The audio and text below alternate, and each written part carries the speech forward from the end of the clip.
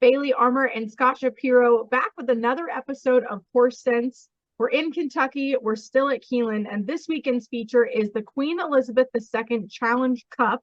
That's a mouthful. At Keeneland on Saturday in the late pick four sequence. Now, this is a pretty salty one, but if you feel like taking a stab at it, which you should after you hear what we have to say, you can win your share of 1 million first rewards points in a hit and split on the late pick four at Keeneland on Saturday. And not just Saturday, but every single racing day at Keeneland all month long, only from ExpressBet and FirstBet. So make sure you listen to what we have to say today. Check out some of Scott's blogs on the ExpressBet blog about the sequences on some of the other racing days here at Keeneland, and you'll be ready to go. Now, Scott, what have you got to tell us about the sequence this Saturday? Well, if you're telling people to make sure to listen to us, I better have something good to say here because I know you do, but I need to. So, yeah, race 7's a 2-year-old filly maiden special. It does kick off the late pick four, and you spoke of the promo there. Keep in mind the pick fours kick off in different races each day at Keeneland, so be mindful of that, especially on weekdays or shorter cards if you're going to get involved in the promo on non-weekend days. But yeah, race 7 here, maiden special weight. I think number 6, Keepsake, makes a lot of sense, as do most Brad Cox, Flavian Pratt runners. This daughter of Into Mischief is a full sister to Pastor T, who won on debut in Southern California. Never raced again, but the precocities there, looks fast. He's a must-use. I found the one, though, Truth or Consequence, interesting. Down on the inside again, but everything that you don't want to happen basically in the early stages of a 2-year-old first-time starter race happened with this one. Just in tight between rivals, shuffle back, not comfortable. Those inside trips are always more stressful because you have to make decisions when you're caught in tight versus being outside and being able to kind of play the break and play the race in general. Hoping Irad Ortiz Jr. can do a little bit of a better job of relaxing her. If anybody should be able to, it should be him. Last time, Walter Rodriguez did not. So for me, it's number 1, Truth or Consequence, and number 6, Keepsake, with an outside look to a bomb, and number 11, Super Costly. But tough way to start it off, and I think it gets a little easier in the Queen Elizabeth Challenge Cup Stakes, but I've been interested to hear your thoughts. It's a 1.125 miles.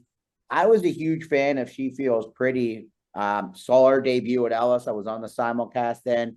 Thought she was going to be a filly that wanted more ground. I thought it was really impressive to win sprinting when they probably didn't even expect to win. And then she was really good as a 2-year-old, winning by open lengths in the Natalma.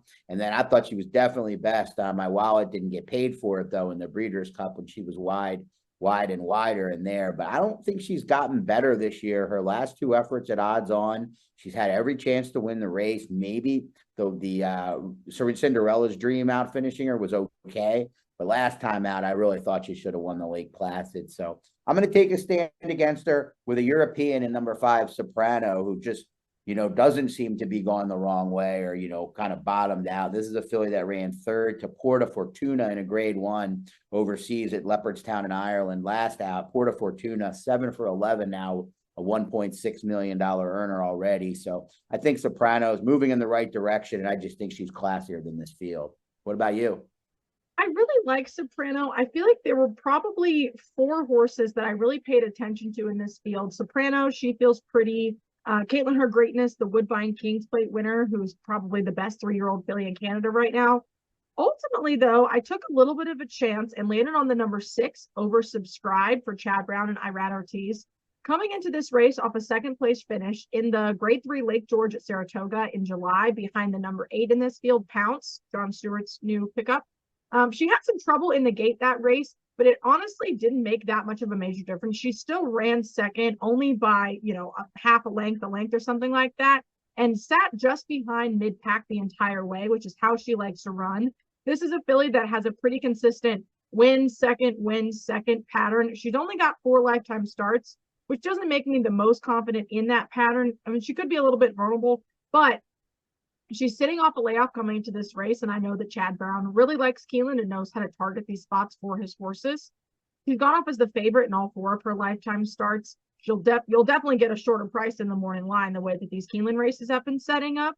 But it's the number 6, Oversubscribed, on top for me, and then probably some mix of She Feels Pretty, which they're adding blinkers this time. She's been working I don't really like well. that. I don't like that they're adding blinkers at all. Cherie, incredible trainer, does not have a great record when adding blinkers. 8% last 50 starts. So that's Yeah, like it's not great, 50, and right? it doesn't make me feel very confident about her choices. I think she's a very talented horse, but she'd have to run on like every single freaking cylinder to get this field with some of the other talented European invaders like the 5 Soprano. So I'm going to toss She Feels Pretty and take a look at oversubscribed. I think you might get the price. I don't think the Chad Brown runners are going to, I mean, I think the Euro, it depends with the European runners, and the 10K in dollars might back up the other Euro. I don't have as much confidence. If they take a lot of money, I think you're definitely going to get that price because, unless She Feels Pretty doesn't take money. So, but an interesting race, and we're both willing to take on the favorite, right? Yeah, hey, we'll take it. Well, race 9 is a second level allowance event, and this is a race where there's an intriguing favorite, 9-5 Japanese bred in Korobino Omoid, son of California Chrome. He's got to prove himself on the Kentucky circuit, but definitely has some of the fastest has the fastest races. And then there's Parchment Party, the 5 horse. This is the son of Constitution that was kind of in the mix. He was as like a second tier Derby type favorite after his 2 big efforts. And we're talking, in those early Derby future pools, but 2 big runs from well off the pace. You don't see horses come from well out of it and win both races like that. Got good setups, but he was really good, but we haven't seen him since. Will he be ready to go a mile and a 16th against this type of field with older runners? Tough bet to make. Looking forward to see him. I thought King Kumbala was a little interesting, second off the layoff, a Pennsylvania bred now in the Nacho Correa's barn. This one was caught wide in the race off the bench on September 15th.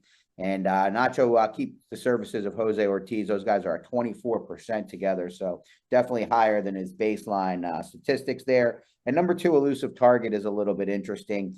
Mike Maker dips back in. He had this one, dips back in for 80 after losing 450. So he must really like this horse, moves back to the dirt. That's probably enough for me to include at a big price. Then we go to a challenging finale, Bailey. It's a second level, or it's not second level. It's a non-winner. It's a 2 allowance event for 2-year-olds that are not going to go in a stakes event. So they're 2-year-old winners, but they're going to go in an allowance instead. I don't blame them. 110,000 isn't too shabby. I know you've got some thoughts on this race, right? I definitely do. This is your 2-year-old non-winners of 2, not quite stakes company, but a pretty sizable allowance field here. I feel like this is your like high school's really good JV team that you're going to go to the Thursday night game anyway. Like they're not going to win a state championship, but you're going to have a good time. That's how I took a look at this field.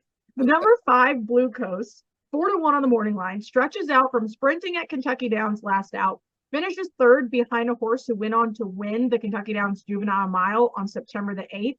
Before that, wired at Ellis Park Mile race on August 10th with Luan Machado in the irons, pairing with Tyler Gaffleone, who, very good Keeneland jockey, as we all know, gives me hope about the opinions of this horse's chances.